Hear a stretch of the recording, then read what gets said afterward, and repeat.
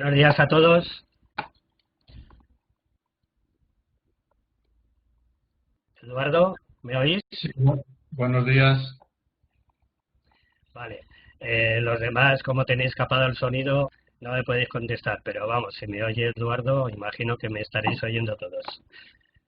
Bienvenidos a esta sesión especial de formación PEI a través de vídeo. Esperamos que no hayáis tenido problemas para acceder y que tampoco los tengamos en el transcurso de esta conexión. Ya sabéis que la sesión consiste en una presentación sobre las instalaciones radiactivas 15 y 17, que va a correr a cargo respectivamente de Eduardo Ruiz Munguía en la IR15 y de José Carlos Sáenz en la IR17. A todos le conocemos sobradamente. Antes de eso, Luis Ferrera, que es el jefe del responsable de la unidad de emergencia y protección física, va a hacer una presentación sobre la propia sesión. Podéis ir formulando las preguntas que se os vayan ocurriendo a través del chat durante la presentación de los propios ponentes y estos contestarán previsiblemente al final de la presentación. Mantenemos apagadas las cámaras y los micros de los asistentes, dado que cuando se conectan todas a la vez hay problemas de conexión y mucha gente pierde esta propia conexión. Así que, por favor, mantenemos los micros y cámaras apagados. Muchas gracias por vuestra participación en esta sesión y sobre todo y especialmente a los ponentes por participar o por el esfuerzo que supone preparar este tipo de sesiones en esta herramienta nueva con la que nos tenemos que ver las caras en el futuro seguramente en muchas más ocasiones. Así que sin más dilación voy a dar paso a Luis Ferrera para que pueda hacer su presentación.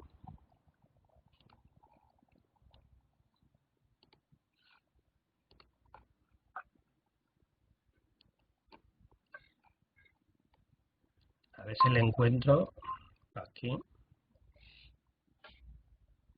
Luis.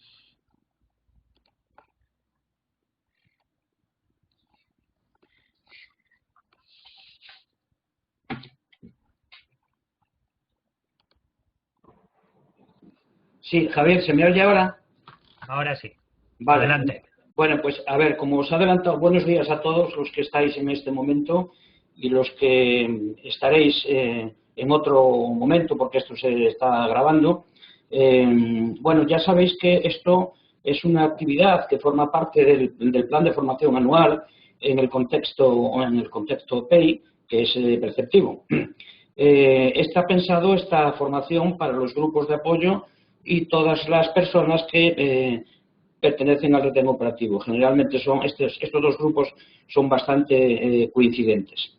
Bueno, desde hace unos años venimos impartiendo o exponiendo o contando una descripción de las instalaciones radiactivas atendiendo fundamentalmente a las condiciones de operación, los riesgos asociados y las situaciones de emergencia. Empezamos haciendo hace ya varios años una descripción de todas ellas, en breve, porque era de todas ellas, y después hemos ido particularizando y ampliando en digamos, de las más importantes, IR06, la 14, 33, IR08, y este año hemos seleccionado IR15 e IR17. Bueno, como os digo, la idea de esta sesión es que tengáis idea de lo que tenemos en estas instalaciones radiactivas, de cara sobre todo a una posible incidencia, a una activación del plan de emergencia, que sepamos todos lo que tenemos enfrente y cómo lo debemos de gestionar. Como os decía antes, la idea es hacer una somera, breve descripción de la instalación radiactiva, de las actividades que en ella tienen lugar y, por tanto, de los riesgos asociados a estas operaciones. Analizaremos también brevemente las situaciones de emergencia que pueden ocasionarse, que están relacionadas en el documento de análisis de emergencia, la respuesta y la mitigación de sus consecuencias. Bien. Perdona, Luis, ¿Sí? ¿tienes abierta la cámara? Sí. ¿Y por qué no se te ve? ¿Ahora? Ahora sí. Eduardo, enfócate mejor la cámara que se ve tu fondo. Ahora. Muy bien. Ahora os vemos a los dos. Adelante, Luis, perdona. Vale, bueno, pues ya para terminar, deciros que esta sesión está prevista para una hora de duración, si bien el curso contempla dos horas. Esta primera haremos Eduardo y José Carlos harán la presentación, y la segunda parte, que no se pudo planificar en su momento, consistiría en la visita a cada una de las instalaciones. De modo que hoy solamente haremos una, y la parte siguiente, la hora siguiente, ya la planificaremos un poquito más adelante, que no sabemos cuándo lo vamos a hacer. Como os ha adelantado Javier, para la IR15 contamos con uno de los supervisores, Eduardo de Munguía, y para IR17 nos causó baja Miguel Ángel Esteban, y en su lugar lo hará José Carlos Sáez. De modo que yo con esto, Javier, ya no tengo nada más que decir, salvo ya seguir tus instrucciones. Vale, pues le damos paso a Eduardo. Eduardo, cuando quieras, comparte tu pantalla y comienza tu presentación. Luis, ¿ya te puedes cerrar la cámara, por favor? De acuerdo.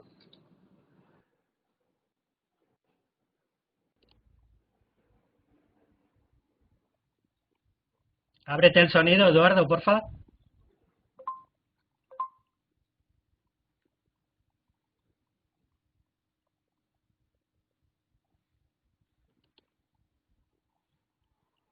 No te oímos, Eduardo. ¿Tienes abierto el sonido?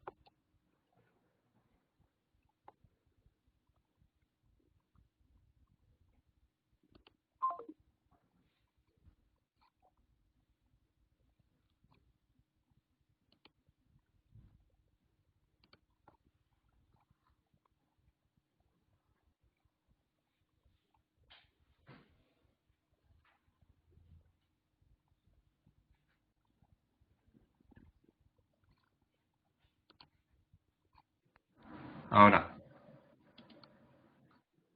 ¿Ahora sí? Ahora sí. Sepárate un poquito, a ver. Ya voy.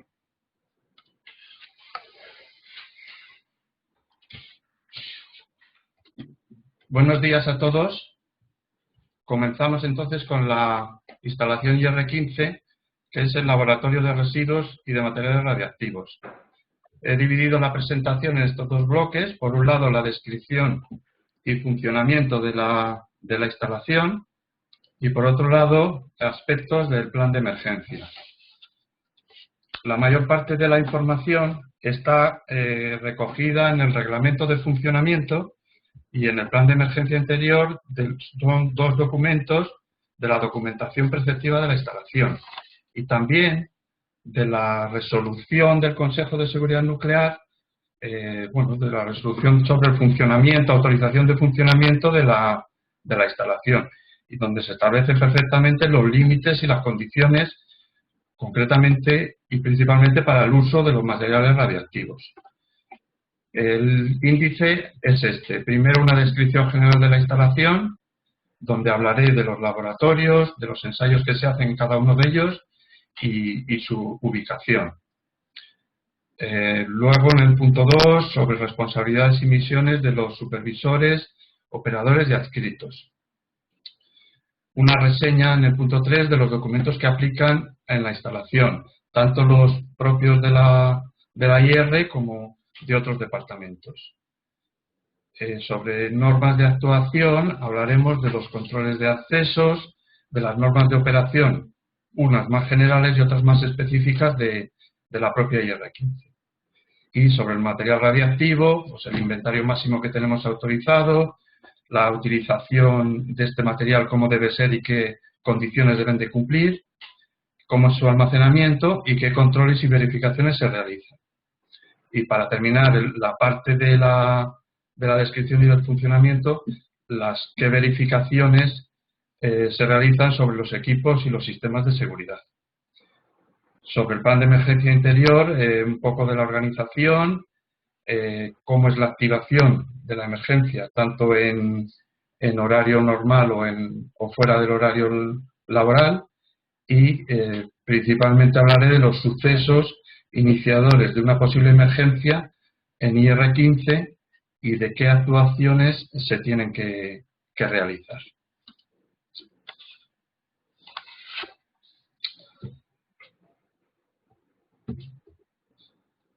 La IR15 está encuadrada dentro de la unidad de residuos de media y baja actividad, integrada en la división de fisión nuclear dentro del Departamento de Energía. Estamos en el edificio 18, ocupando la mitad aproximadamente de la planta baja, y también tenemos 2 dependencias en la planta primera.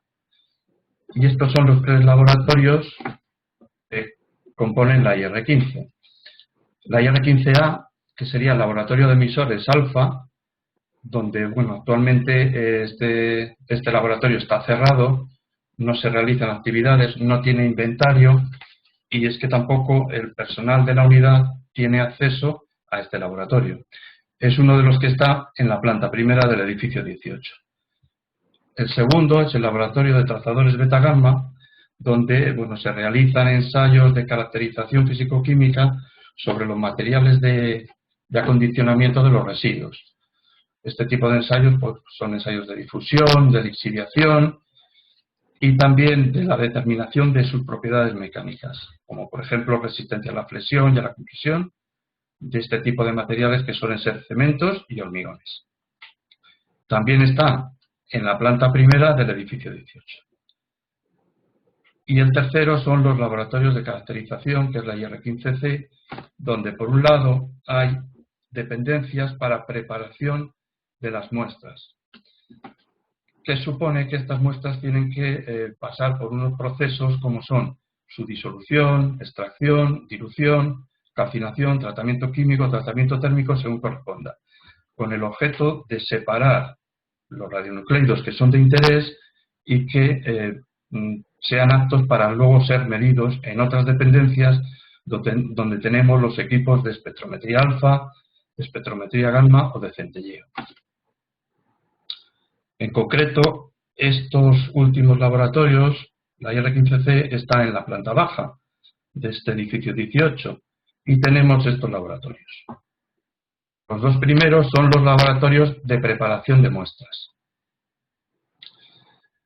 llamados radioquímico y de realización de ensayos. Los equipos que tenemos en ellos son un horno microondas para disolución o también la vitrina para evaporaciones ácidas.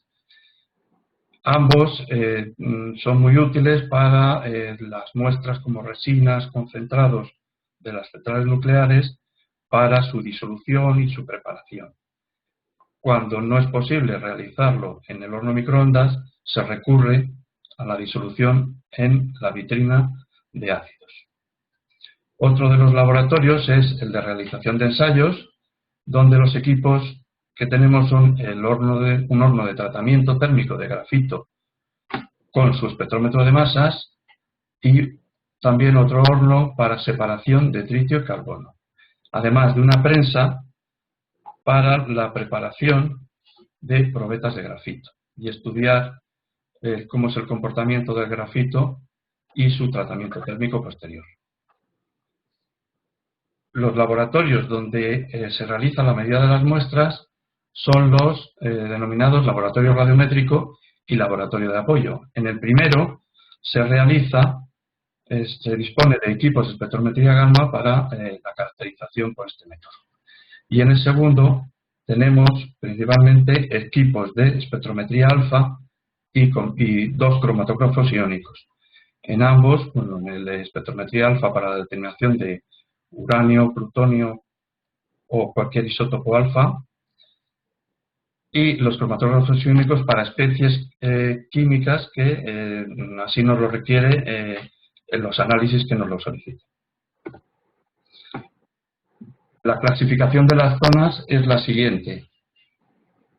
Como zonas vigiladas tenemos los laboratorios de la medida, el radiométrico y el de apoyo, además de algunas dependencias de la IR15C como son la sala de filtros o la sala de extractores. Y como zonas controladas, en la IR15C estarían los laboratorios donde se preparan las muestras con sus respectivos almacenes de muestras asociados. Y toda la IR15B y toda la IR15A.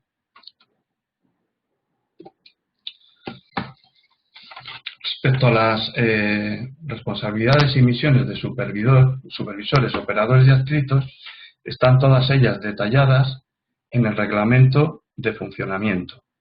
Yo lo que no voy a leerlas todas, mejor dicho, no las voy a leer, voy a comentar solo que su objetivo es conseguir que por parte del supervisor y del operador se dirija y se opere la instalación en condiciones seguras y cumpliendo las especificaciones técnicas de funcionamiento de la resolución, el plan de emergencia y todos los documentos que afecten a la IR15 y que estén aprobados oficialmente. Además, el supervisor tiene como obligación y como facultad el detener la instalación si las condiciones de seguridad considera que se han visto mermadas. Y lo mismo lo puede hacer el operador. Aquí están detalladas todas las responsabilidades y misiones para todo el personal. Ahora pasamos a una reseña de los documentos y procedimientos que nos aplican. No solo los que tiene la propia instalación, sino de otros departamentos, como es el caso del Servicio de Protección Radiológica, del Servicio de Gestión de Residuos Radiactivos y de otros departamentos como la Unidad de Salud Laboral o la Unidad de Seguridad Radiológica.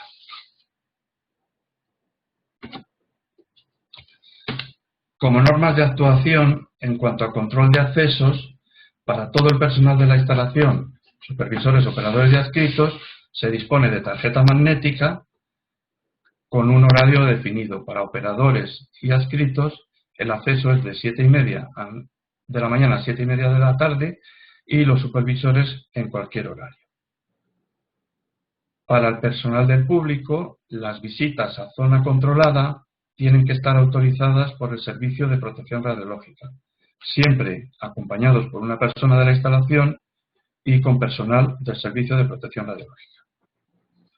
Cuando alguna persona del público trabaje temporalmente en la instalación, lo podrá hacer si está clasificado como trabajador expuesto por el CIEMAT y tendrá que tener la formación específica que está especificada en el Manual de Protección Radiológica.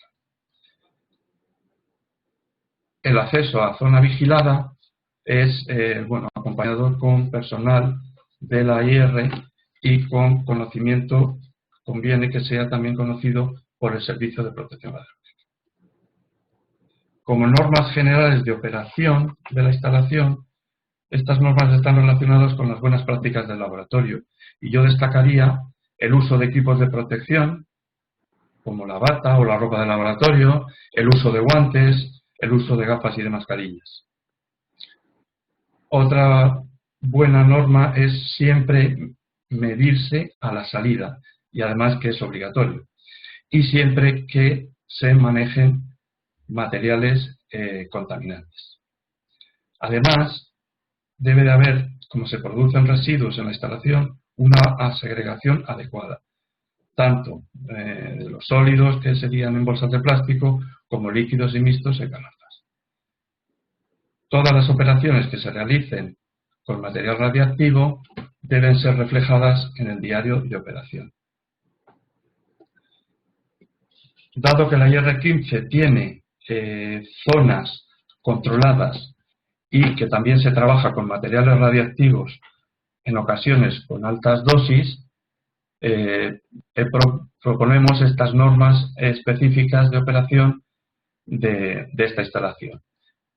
Para la salida de una persona de zona controlada, además de medirse en el equipo de contaminación de pies y manos que tenemos en la esclusa a la salida, lo que tiene que hacerse es chequearse con una sonda portátil registrando los valores de medida en el fondo, en el rostro y en la ropa.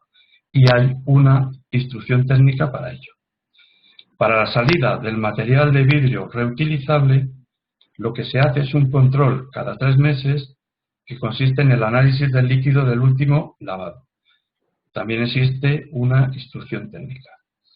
Para la salida del material convencional, como pueden ser los envases vacíos de reactivos, cajas o bolsas o otro tipo de envases, existen unos procedimientos de la unidad de gestión de residuos que nos permiten sacar estos materiales que no tienen impacto. Y se solicita al servicio de PR el visto bueno y debe de realizar un chequeo de contaminación superficial de los mismos. Para la entrada de materiales con altas dosis, conviene utilizar pinzas, guantes plomados, mandil plomado o contenedores blindados. Como norma general, las muestras siempre están almacenadas en los blindajes y son trasladadas a las vitrinas o las pollatas, pero por el tiempo mínimo imprescindible para tomar alícuotas o para realizar ensayos. Para ello usamos estos equipos de protección contra la irradiación externa, los guantes plomados y el mandil plomado, y en las áreas de trabajo, barreras de plomo a base de ladrillos. Contra la contaminación externa, el uso de guantes, bata, zuecos, cubrecalzados. Perdona, Eduardo, perdona. Parece que José Carlos ha intentado compartir la presentación y ahora mismo no se ve tu presentación, creo. Vale. Vuelve a compartirla, por favor.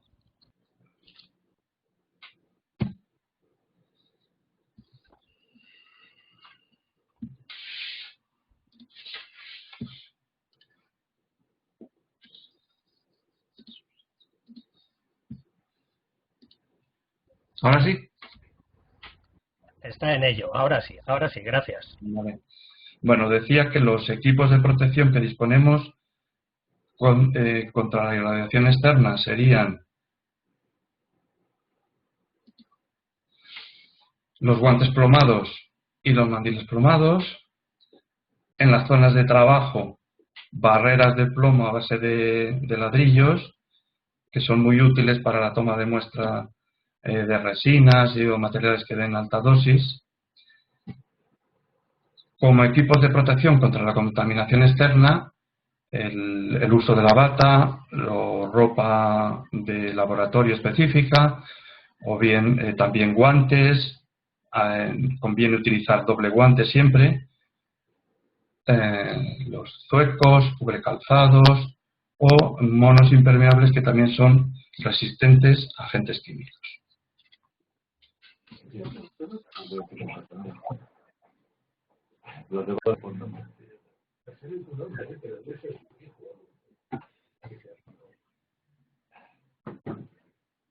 Como equipos de protección contra la contaminación interna, tenemos máscaras con el filtro tipo P3 o bien mascarillas que en este caso son equipos muy útiles cuando se hacen los cambios de filtros de extracción o cuando se toman muestras de sólidos pulverulentos o en ocasiones si ocurriera una emergencia.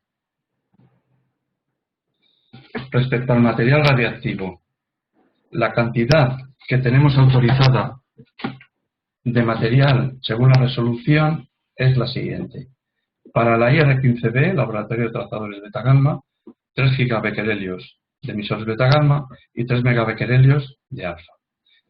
En IR15C, entre los dos almacenes se puede almacenar hasta 12 gigabecquerelios beta gamma, 12 megabecquerelios de alfa, 80 megabecquerelios de uranio natural y 30 megabecquerelios de uranio con diversos enriquecimientos en uranio 235.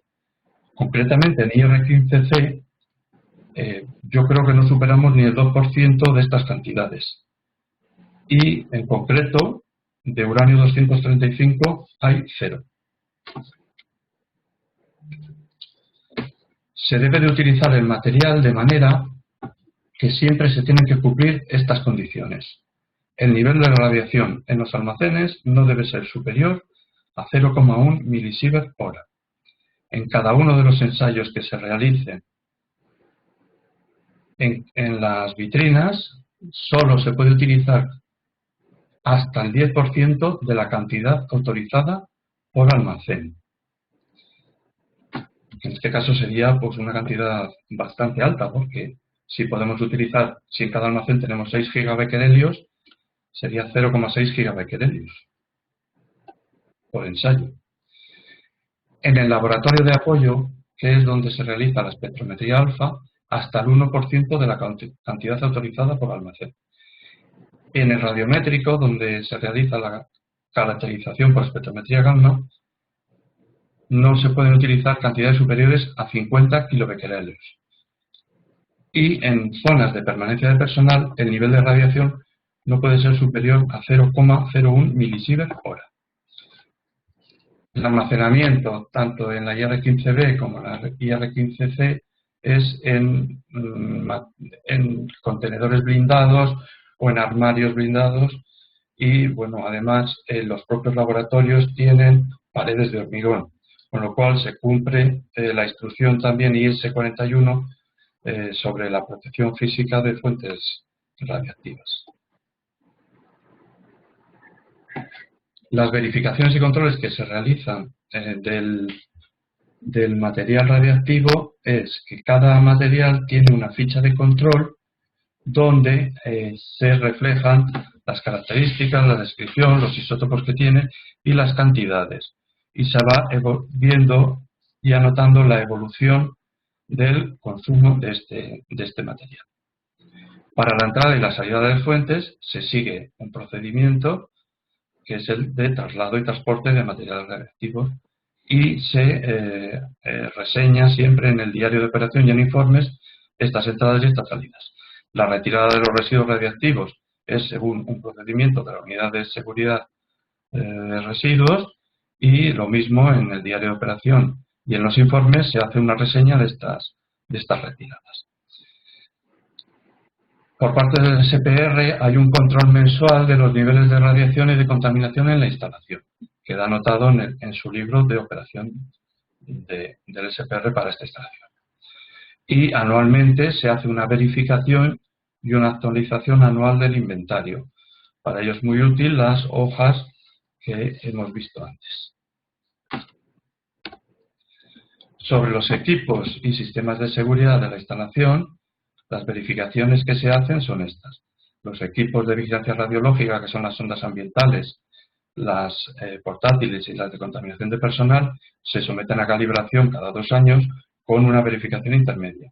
Y también se someten a calibración cuando son reparados o son sustituidos. El laboratorio emisor de la certificación es el laboratorio de medida de metrología de reacciones ionizantes. Y lo mismo se genera una reseña en el diario de operación y en los informes. La ventilación. La ventilación para la IR15B se sigue una instrucción técnica y se realiza cada vez que se accede al laboratorio, o al menos una vez a la semana, se comprueba la presión diferencial del manómetro que está a la entrada de la instalación y se registra en esta hoja el valor de la depresión. Si ese valor baja mucho, puede ser indicativo de que es necesario un cambio de filtros. Para la IR15C se dispone de un sistema de control que permite programar las paradas y los arranques de la ventilación. Y se puede ver en tiempo real los caudales, las pérdidas de presión en filtros, la presión diferencial de los laboratorios, las temperaturas, etc. Hay una indicación por parte del sistema de control si hay alguna avería o alguna alarma que también es detectada en un ordenador que tiene la unidad de mantenimiento. Y cualquier avería significativa es reseñada en el diario de operación y en los informes.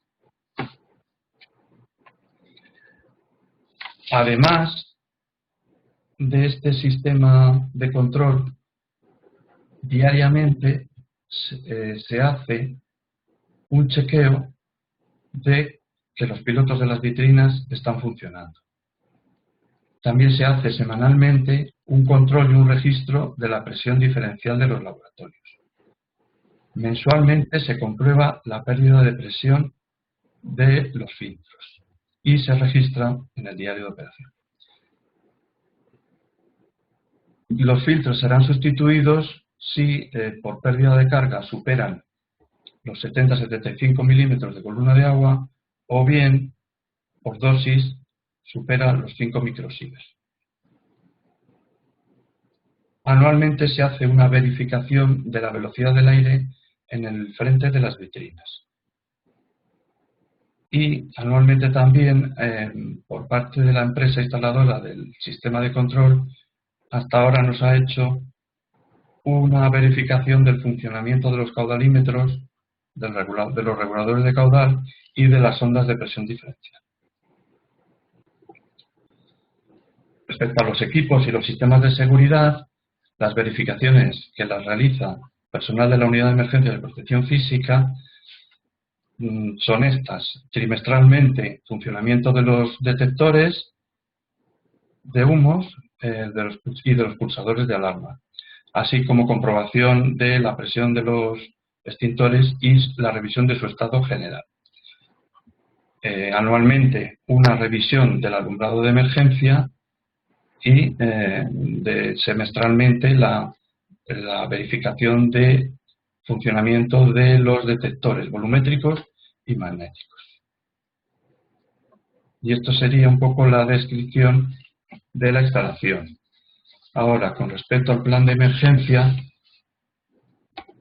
voy a hablar un poco de la organización, de cómo es la activación durante el horario laboral o fuera del horario laboral, de qué sucesos he considerado para IR15 y qué actuaciones debemos realizar en caso de que se produzca una emergencia, y cómo están distribuidos los sistemas y los equipos relacionados con la emergencia dentro de la instalación.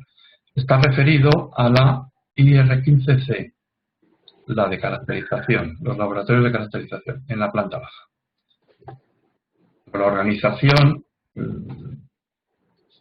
yo creo que todo el mundo la conoce, pero la voy a decir, es el director. Existe un director del plan de emergencia, que es quien declara la situación de emergencia, dirige la aplicación y cumplimiento de ese plan y notifica las emergencias al Consejo y a otros organismos competentes. Existe un comité asesor del director general, que estaría formado por los directores y subdirectores de los distintos departamentos y que cada uno en su materia le asesora. Hay un jefe de intervención que dirige a los grupos de intervención, que serían los bomberos, los técnicos de emergencia y el equipo de vigilancia de seguridad, y también coordina las actividades con los grupos de apoyo, como son protección radiológica, seguridad radiológica, grupos de salud laboral, mantenimiento de infraestructuras y prevención de riesgo. Perdona, Eduardo. Sí. Es que vamos un poquito más de tiempo, te lo Vale, digo para pues que mira, me voy a centrar en los sucesos de la IR15, ¿vale? Ok. ¿Me parece bien? Sí, me parece bien. Bueno, como sucesos iniciadores de la IR15, yo voy a explicar tres. Uno sería, primero, la pérdida de contención y o blindaje con liberación de material radiactivo.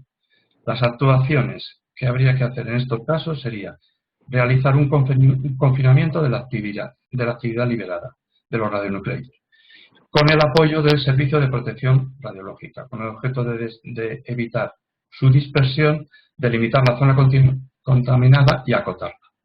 Segundo, descontaminar la zona afectada. Comprobar con monitores que efectivamente se consigue eliminar esa contaminación. Realizar los controles radiológicos de personas y de materiales y en el caso de que haya una persona que esté contaminada, deberá acudir al servicio médico para que en sus instalaciones se descontamine. Esto es muy poco probable que afecte a más de una muestra o a más de una vitrina. Y, no se sobrepasarían los límites del laboratorio y ya que dado que se trabaja a presión ambiental, la dispersión prevista es muy baja. Un segundo sería el incendio o explosión. En este caso, lo que hay que hacer es activar la señal de alarma. O bien, el propio detector de incendios activará esa señal automáticamente. Y a partir de aquí se activa la emergencia. Si es posible, lo que se hace es una parada segura de los ensayos que se estén realizando, se desconectan los aparatos eléctricos, se almacenan los materiales radiactivos y se apagan los sistemas de ventilación. Y si no es posible, se debe salir rápidamente de la instalación y seguir las instrucciones del personal de emergencias. Es muy poco probable la explosión porque no se utilizan gases combustibles. Y bueno, el incendio también es poco probable porque los materiales que está construida la instalación son de baja carga de fuego. Y es difícil que también afecte a más de una vitrina. Y otro caso que he considerado es la inundación. La inundación puede darse por el escape de agua de algún sistema de refrigeración o por escape de agua de las tuberías de calefacción que pasan por el pasillo del instalador. La actuación es solicitar el apoyo de la unidad de emergencias, avisar al centro de control también y recoger con el apoyo de los bomberos el agua que se ha derramado. Dada la imposibilidad de vertido, tiene que gestionarse como residuos líquidos. Es poco probable porque uno de los sistemas que utiliza refrigeración, que es la prensa de grafito, en caso de inundación está preparado y diseñado el sistema para que sea muy poquita la cantidad de agua que se derrame. Cuando no se realizan los ensayos, las válvulas están cerradas y si hubiese una rotura de la tubería, la cantidad de agua derramada sería todavía más pequeña. En los laboratorios hay un bordillo a la entrada que impide que los derrames salgan o salgan de la instalación hacia el pasillo o al revés. Javier, ¿sigo o ya terminamos?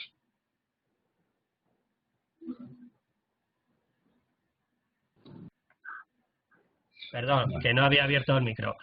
Un par de minutitos para terminar y damos paso a las preguntas. Las rutas de evacuación de la IR15C es saliendo de los laboratorios de la zona controlada por la esclusa. Hay dos direcciones. A la izquierda, que conectamos por una puerta de emergencia que nos daría paso a la instalación del PIMIC. Y por la derecha salimos por otra puerta de emergencia a la calle entre el edificio 17 y el 18. Y luego los equipos relacionados con la emergencia que tenemos son los detectores de presencia que están en los pasillos y en la esclusa, son 5. Los detectores de humo, 1 en cada dependencia y 4 en los pasillos. Los extintores en la zona de los pasillos interior y exterior, hay 4 puntos. Los pulsadores de alarma, 1 en cada laboratorio, además de 4 en los pasillos. Las luces de emergencia por todas las dependencias. Y nada más. Muchas gracias.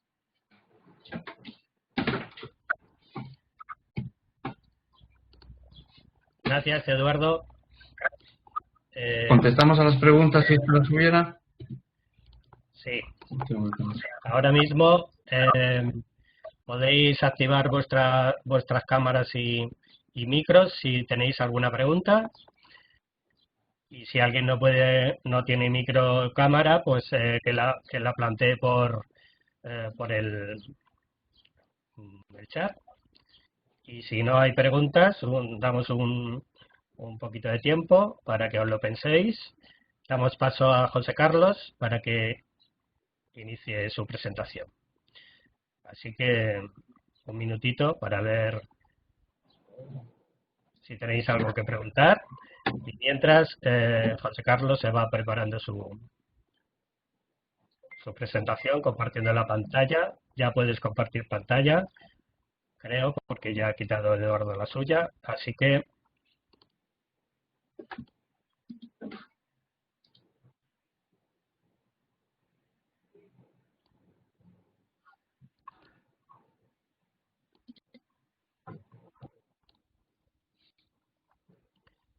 la presentación estará disponible. Bueno, ya dijo Luis que este acto se está grabando, con lo cual pondremos a disposición vuestra la grabación de toda la sesión y en cualquier caso imagino que Eduardo no tiene ningún inconveniente en compartir la presentación.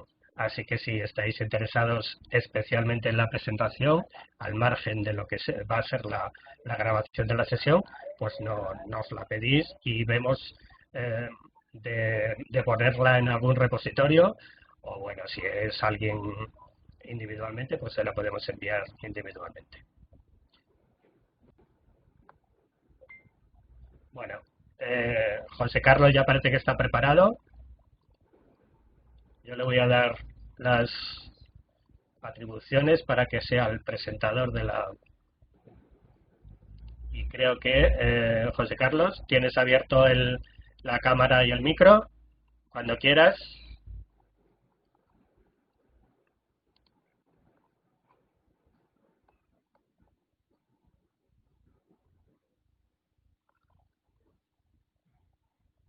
José Carlos. Vemos tu presentación, pero no te oímos.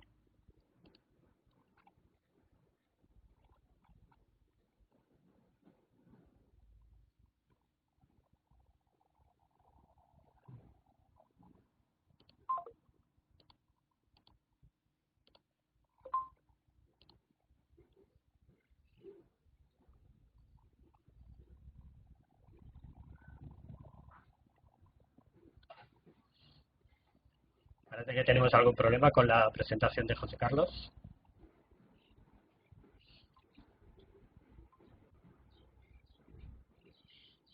Mientras tanto, ¿puedo hacer una consulta?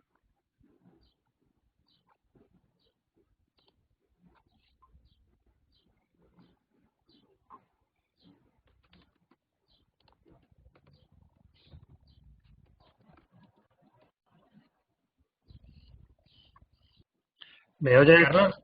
Javier? Ahora sí. ¿Sí? Ahora sí. ¿Veis la presentación? Vemos la presentación, pero no te vemos a ti. Mejor. ¿Tienes abierta la cámara? Espera que lo vea.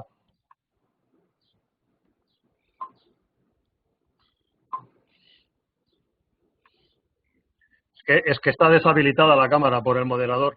No puedo abrirla. Si te he puesto como... Te acabo de poner como presentador.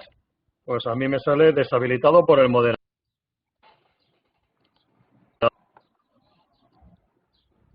¿Y ahora? No.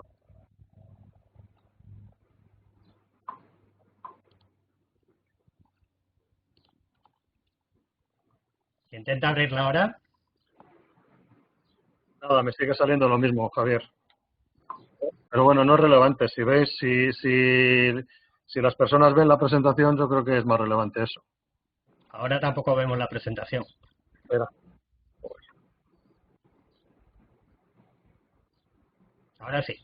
Vale. Vale, tú la tienes abierta. Yo voy a trastear, pero yo te he dado privilegios como presentador y deberías poder perfectamente. Pues nada, déjame que voy a hacer un cambio de página a ver si lo veis vosotros, porque yo todavía también muy raro. ¿Veis el cambio de página? Sí. Vale, perfecto. Pues entonces, si os parece, empezamos. Adelante. Bueno, pues yo estoy dando esta charla en lugar de Miguel Ángel Esteban, que es el supervisor de la IR17, pues porque, bueno, está hoy recogiendo un camión en el CEDER que necesitamos para nuestro trabajo en la unidad de gestión de residuos.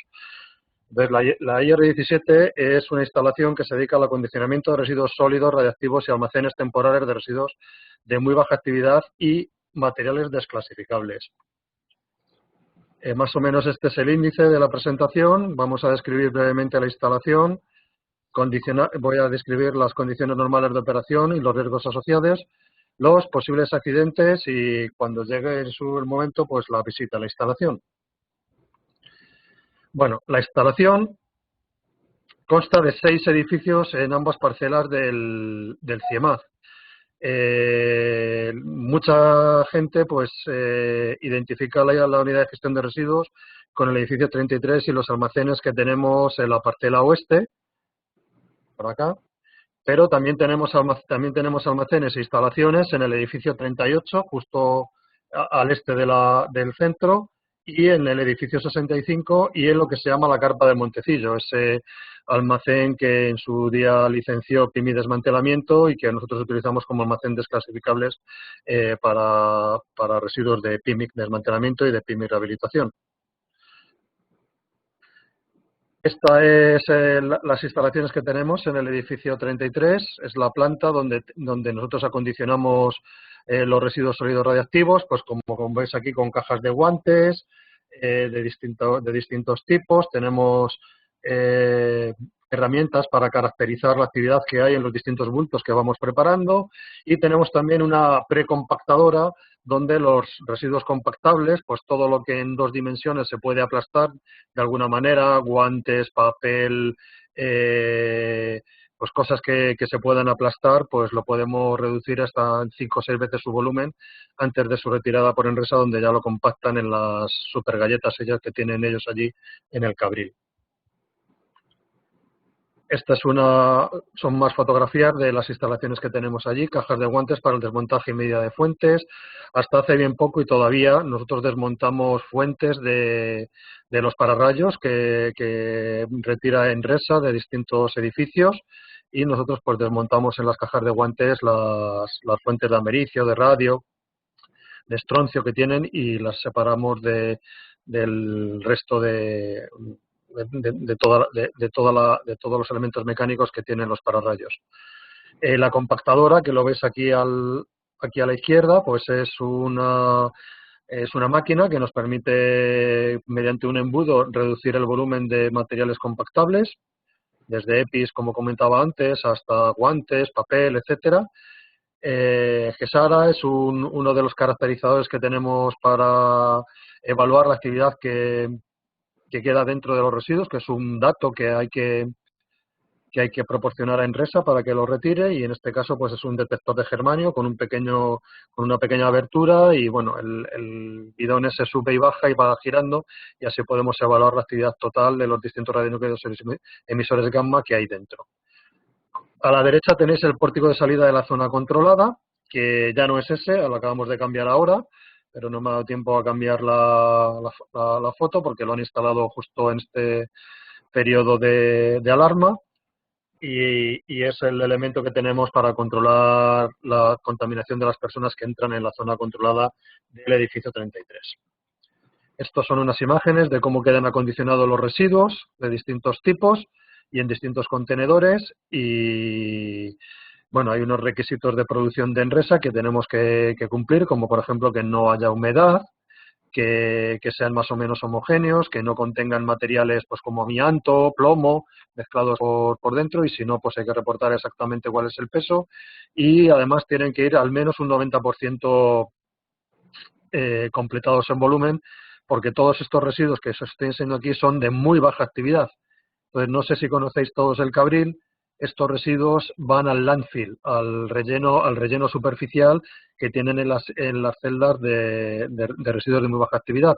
Es decir, los van apilando ahí poco a poco, unos encima de otros, luego los rellenan con tierra y luego ya pues se queda luego ya recuperan el terreno, pero se quedan ahí, digamos, por lo menos 100 años, creo. Eso depende ya de Enresa. Estas son distintas herramientas que tenemos para caracterizar los residuos. Pues están basados todos en detectores de germanio. Cuando se miden los bultos,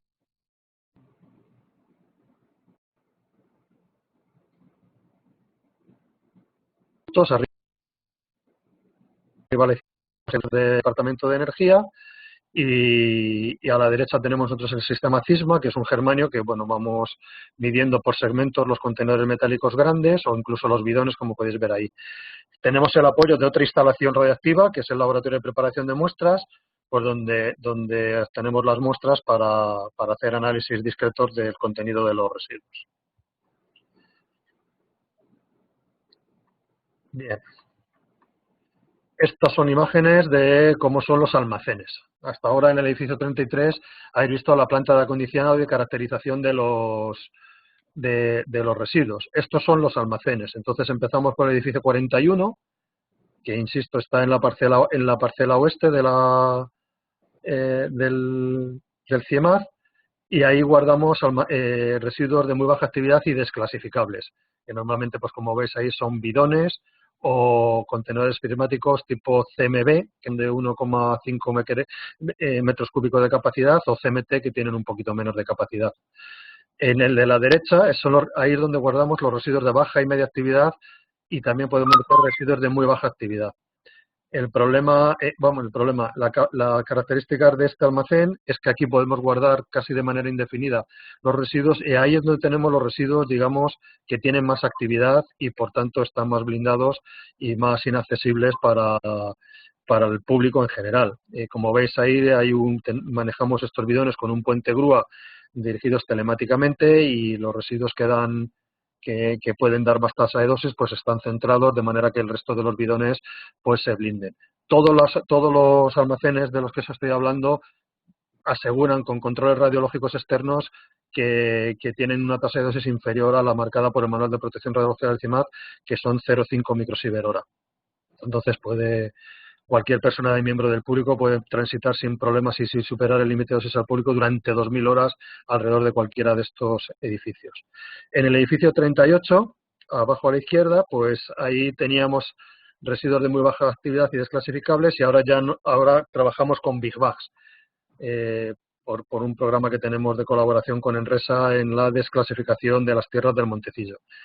Y luego, que como veis a la derecha, pues ahí es la carpa de Montecillo, que ahí en principio había CMDs, ahora está lleno de Big Bags. Las sacas estas de un metro cúbico, en el que se ha copiado la tierra de Montecillo. Y por último, el edificio 65, tenemos aproximadamente la tercera parte del edificio, donde también tenemos ahí contenedores de materiales desclasificables de distintas procedencias del PIMIC Rehabilitación. En el edificio 38, en los 2 últimos años hemos instalado un prototipo de un sistema de desclasificación de materiales de muy baja actividad dentro de un proyecto europeo que se llama el proyecto Metro-Decom, y que con un poco de suerte pues incluso a lo mejor conseguimos quedarlo de manera definitiva, y es en el que ahora nosotros estamos centrando todo nuestro trabajo. Uno de los almacenes se ha reconvertido completamente para tener esta instalación, que contiene distintos tipos de detectores, germanios, detectores de neutrones, plásticos de centelleo, pues para caracterizar lo mejor posible los bultos de residuos con los que manejamos nosotros. Bien, pues entro ya a hablar de riesgos y derivados y las actuaciones en emergencia.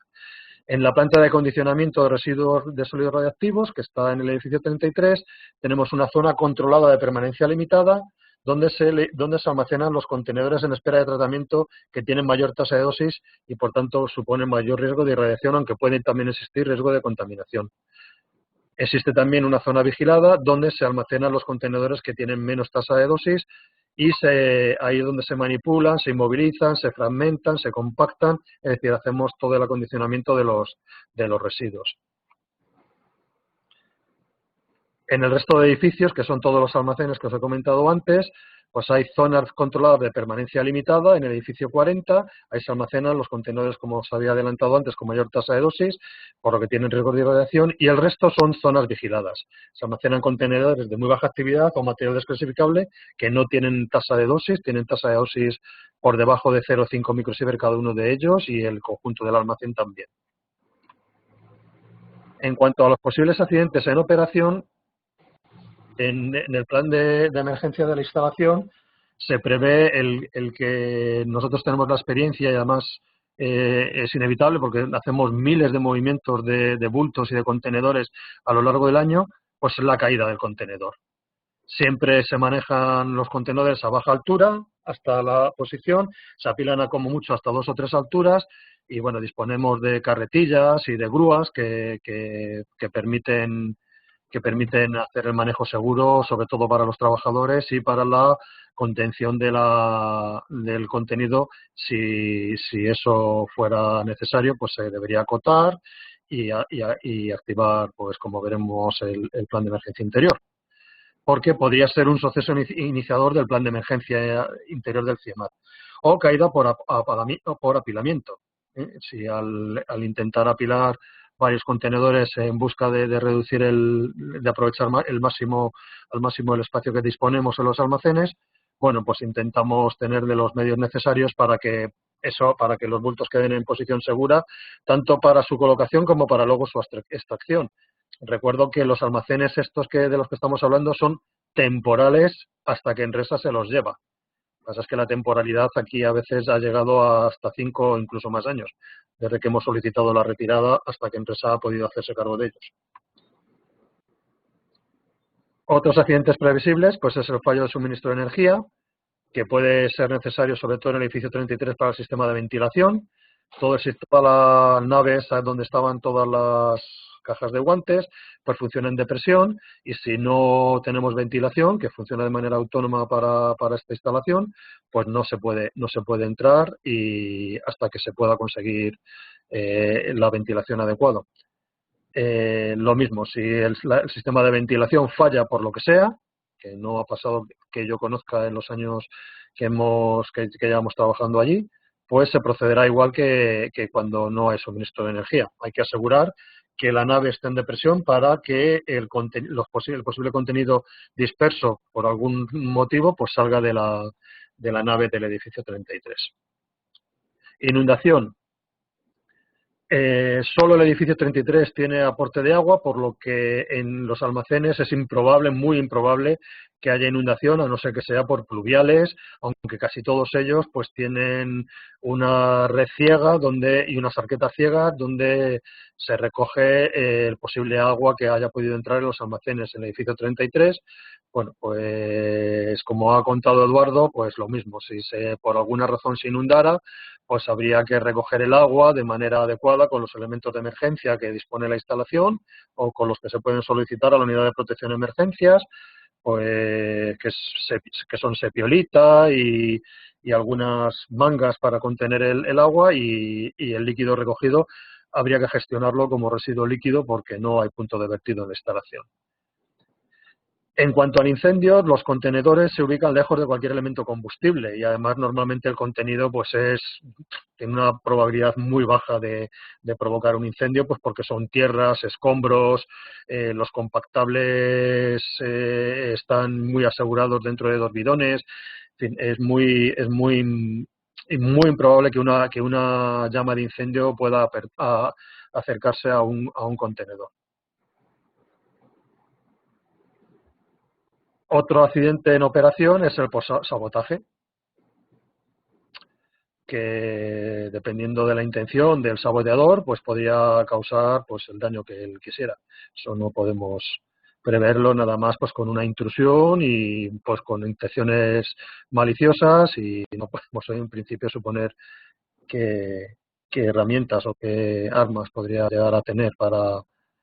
yo no puedo concebir quién podría estar interesado en abrir cualquier contenedor de estos de residuos que, como sabéis todos, son muy claros que son residuos radiactivos.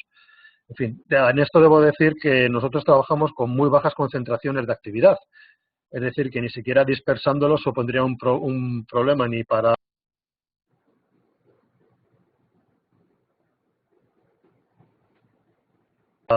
las personas ni para el medio ambiente.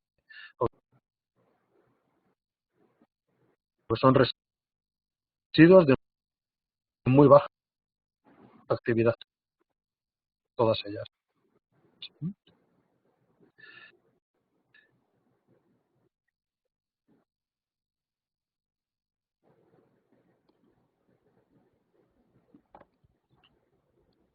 José Carlos, tenemos problemas con tu audio. Se te corta ahora de repente.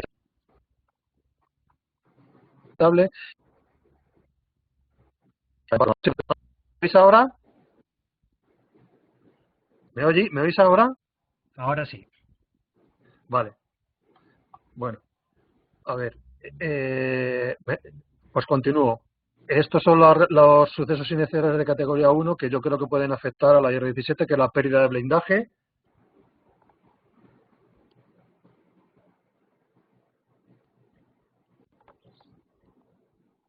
José Que Carlos, afecta preferencialmente perdona, se te vuelve a a la perder. operación de una IS. José Carlos.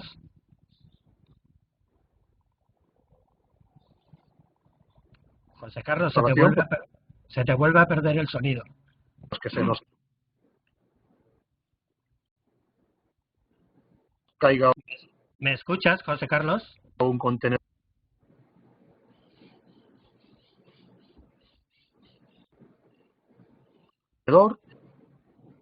José Carlos. Sí. ¿Me escuchas? ¿Me oyes ahora? Es que, Sí. A ver, ¿tienes algún problema con la conexión? De repente se te cambia a un tal Pablo, que yo creía que Sí, era, pero vamos se a fue ver. la... Espera, Pero, ¿qué es vamos lo a que ver. ¿Me pasa? oís ahora o no? Sí, ahora te oímos. Pues que estoy utilizando el router de mi teléfono porque no funciona la wifi del CIEMAT. Entonces no puedo trabajar nada más que a través del ordenador. Pues a ver, y me han llamado, me han entrado 2 llamadas y será por eso. Vale, seguramente. Vale, pues ahora mismo te oímos. No puedo, me llamas dentro de 10 minutos, por favor. Bueno, ¿seguimos? Sí, adelante. Bueno, ya queda poco. Bueno, os decía que esto es solo la relación de sucesos iniciadores de categoría 1 relacionados con la operación de las estaciones. La pérdida de blindaje que afecte apreciablemente a la operación de una IR, pues si, por ejemplo, si se cae uno de los contenedores, la pérdida de hermeticidad de las fuentes. Nosotros trabajamos con fuentes normalmente que no son encapsuladas, normalmente son materiales, y eso puede significar que también se pueda pedir la hermeticidad del bulto o los derrames que puedan apreciar, y como veis está todo relacionado en que por algún motivo se nos caiga un bidón y el contenido de los residuos que están contenidos a él pues afecten. Relacionados con la PR, pues los niveles de contaminación ambiental locales de la instalación radiactiva que superen un factor 10 el fondo habitual. Esto es muy poco probable, porque es muy poco probable que el contenido de los materiales acondicionados o que nosotros manejamos pasen en forma de aerosol al medio ambiente, y si es en la nave del edificio 33 que está en sobrepresión y con un sistema de ventilación y de evaporización muy potente, pues es muy poco probable que esto pase. Y los niveles de radiación ambiental, esto sí puede pasar, que dependiendo del contenido, los niveles de tasa de dosis, en cuanto nos acerquemos a uno de los contenedores que se hayan caído, que se haya abierto de alguna manera, sí puede pasar que alcancen valores de tasa de dosis 10 veces mayor al fondo habitual. Es decir, que es bastante posible que si se nos cae un contenedor, pues tendríamos que actuar el PEI del CIEMAT. Tendríamos que activar el PEI del CIEMAT. En cuanto a la categoría 2, que como sabéis es una categoría más alta, relacionados con operación de IR, explosión que afecta a materia radiactiva, nosotros no preveemos que pueda haber esta explosión. Nosotros no trabajamos con elementos inflamables o combustibles o gases, y nunca hemos tenido este caso. Y sí se puede dar la pérdida de hermeticidad en el momento que se nos pueda abrir o por lo que sea se pierda el blindaje, las barreras que suponen los distintos contenedores. Con la PR lo mismo. Insisto, en la contaminación ambiental es altamente improbable que se dé este problema de la contaminación ambiental, pero el nivel de tasa de dosis sí es posible que en algunos bultos que tengan contenido especial y con actividad importante, pues suponga que localmente superemos el valor de 100 veces el nivel de dosis ambiental. Y yo creo que no tengo nada más. Yo no he insistido tanto en los detalles como ha hecho Eduardo, de dónde están los pulsadores, dónde están las salidas y las rutas de evacuación. Primero porque los almacenes son evidentes, solo tienen una puerta, y porque toda esa información está en la documentación de emergencia de la instalación. Entonces, en caso de tener que actuar como retén del PEI, pues ahí está toda la instalación, toda la información actualizada como Dios manda. Así que, no sé, pues quedo a vuestra disposición. Perdonad las interrupciones del audio, pero es que no he podido encontrar otra manera de hacerlo. Por mí nada más. Gracias. Gracias, José Carlos. Ahora, si tenéis preguntas, pues podéis conectar vuestros micros y cámaras y las formuláis.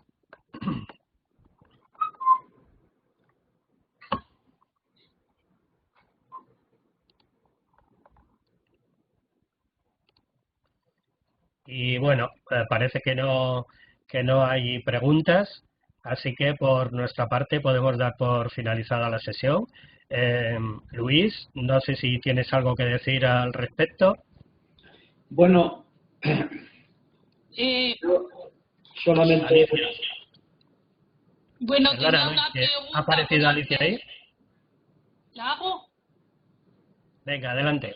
A ver, muchas gracias a los supervisores y, bueno, a José Carlos, que aunque no es supervisor, creo que han hecho una descripción, bueno, que la mayoría ya conocemos, en el caso de los grupos estos de apoyo.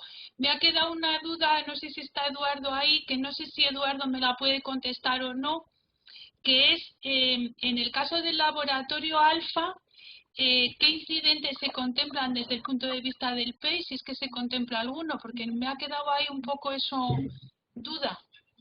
Eduardo. Pues bueno, hola Alicia. Mira, el laboratorio de emisores alfa, ahora mismo es que está cerrado. Entonces, nosotros, personal de la unidad de residuos, no tenemos acceso. No hay inventario de material dentro. Todos los emisores alfa, todos los materiales que había de neptunio, de uranio, de plutonio, fueron sacados de ahí y bueno, ya estarán en el edificio 12, en uno de los almacenes que hay. Y también algunos pasaron a la IR15C, con lo cual no hay inventario, no hay previsto, no entramos a ese laboratorio y no hay nada, no hay actividad que se haga. Por tanto, no hay nada previsto. Vale, yo desde tu punto de vista de supervisor lo entiendo perfectamente, pero ese laboratorio está sin desmantelar, tiene vitrinas de guantes que pueden estar contaminadas, tienen unos filtros arriba de ventilación también con contaminaciones importantes y bueno, a lo mejor esta es una cosa que hay que valorar en otro foro, pero Claro. ahí sí que hay que contemplar algún incidente desde el punto de vista del PEI, aunque en la instalación esa no esté operativa, porque está en un estado de hibernación hasta que se desmantele, pero pienso yo que podría haber algún incidente, que creo que no está dentro de tu... O sea, que depende más, creo, de la unidad de emergencias y de nuestra subdirección que de los responsables de la instalación. Lo dejo simplemente ahí en... Vale, puede ser el incidente que proceda, pero del exterior, porque del interior de la instalación, si no se toca nada, no se pone la ventilación y no se realiza enfermedad pulmonar crónica, enfermedad cardiovascular, incluida la hipertensión, enfermedad renal crónica, enfermedad hepática crónica. Cierra el micro. El índice Bueno, que pienso que si viene algún incidente procederá del exterior. Que ocurriera, por ejemplo, con los filtros, que sabemos que están arriba de la J. Ahí está la caja de los filtros. Que en verdad lleva ahí 5 vamos, por lo menos el tiempo que llevo yo en el CIEMAT. Algunos de ellos. Y entonces, bueno, el último cambio de filtro de la ventilación general creo que se hizo en el 2012. Pero los filtros conectados a la ventilación de las cajas de guantes, que yo sepa, que yo tenga conocimiento, no se han cambiado nunca. Entonces, bueno, ahí hay un problema, sí, de cómo atacar y cómo atajar ese desmantelamiento y limpiar y dejar la instalación preparada para otros usos. Entonces ahí hay que hacer un trabajo importante. Muy bien, Eduardo, pero yo creo que se sale un poco fuera de lo que estamos hoy discutiendo, Sí. que es de la parte del PEI, que bueno, yo creo que eso lo debemos apuntar a ver que no quede ahí ese fleco. Pero vamos, Sí, por sí. tu parte, enhorabuena por la Yo estoy de explicación. acuerdo. Estoy de acuerdo contigo. Gracias. Gracias. Pilar quiere hacer una consulta, así que adelante, Pilar. Hola, no, buenos días. Pues era un poco lo mismo de Alicia, o sea, justo eran un poco las mismas preguntas que ella y lo mismo, pensar en la necesidad de hacer una... no es objetivo. Perdona, Pilar, sube un poquito el volumen que se te oye fatal, o sea, muy bajito. Sí, un momentito, a ver. Nada, que digo que ya Alicia ha hecho un poco las preguntas que yo iba a hacer. O sea, era sobre por qué, si eso está cerrado, si hay que tenerlo en cuenta o no. Y luego lo que ya queda fuera de este foro, pero que hay que plantearse de desmantelar esa instalación. O sea que ya Alicia ha hecho las preguntas. Gracias. De acuerdo, pues si hay alguien más que quiera hacer preguntas, que levante la mano.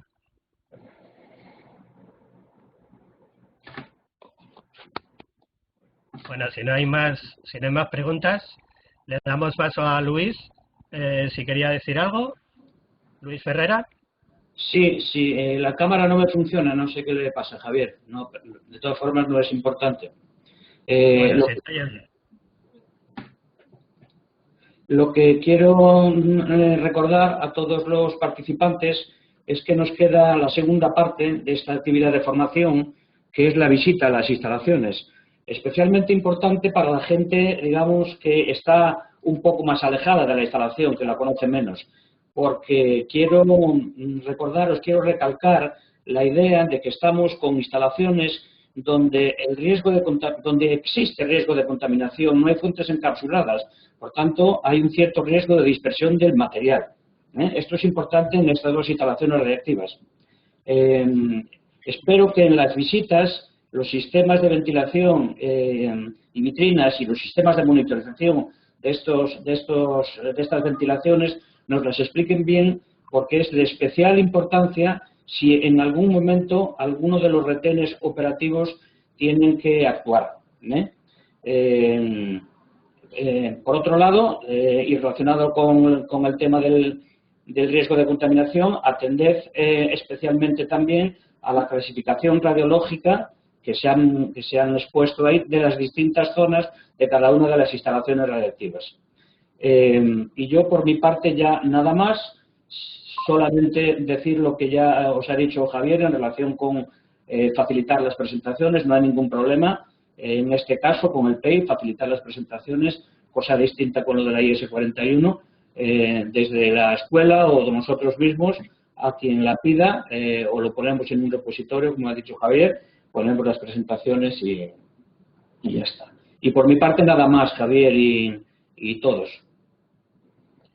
De acuerdo, pues si os parece, damos por terminada la sesión. Muchas gracias a todos por vuestra participación y, claro, especialmente a los ponentes. Así que buen día para todos y nos vemos en la próxima. Chao.